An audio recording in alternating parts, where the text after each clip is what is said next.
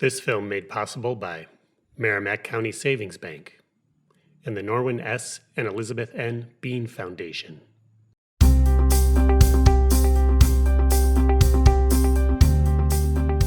Along the highways and under the bridges, behind the malls, past the factories, flows a vital resource, a source of life, a source of livelihood, an important piece of New England's past, present, and future.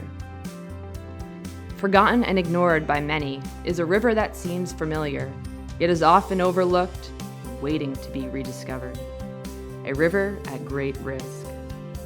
I'm Leah Hart from the Society for the Protection of New Hampshire Forests, and I'm going to lead you on a journey through New England's backyard, where we will encounter a story that rises and falls on the banks of a river, a comeback story for the ages. We'll discover a river that powered the Industrial Revolution and some of New England's biggest cities. This is the birthplace, lower on the Merrimack, is the birthplace of the Industrial Revolution in America. Lowell and Lawrence. Geographically, why was this place chosen even before? The power. It's actually mainly because the Merrimack River at this location had enough power to run more than 55 factories. Wow. While our cities thrived, the rivers suffered, until the citizens rose up and brought it back to life.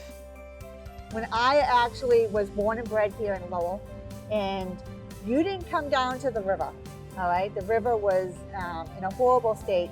Do you remember as a kid, there was dead fish, there was, it was polluted, there was actually, raw sewage coming through the system. You did not go on the river. If you fell in, you'd probably go to the hospital and get a tetanus shot, okay? Since 1975 or so, we've been implementing the Clean Water Act. And the goal of the Clean Water Act is simple, very simple.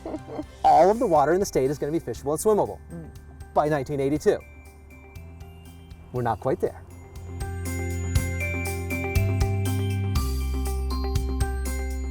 Take a journey with me and learn how more than 500,000 people use this river every day. We provide water for about 160,000 residents. A little over 10% of the state is serviced by the Manchester Water Works. I've always turned on the faucet and I've always gotten water to come out. It's a vital resource. It's the source of life. When we look at what we do, we actually provide a product that is essential to life. So should you be concerned? Yes, because it's not just about how much water you have, what's the quality of the water, are you protecting that as a long-term asset? Discover surprisingly wild places close to city centers.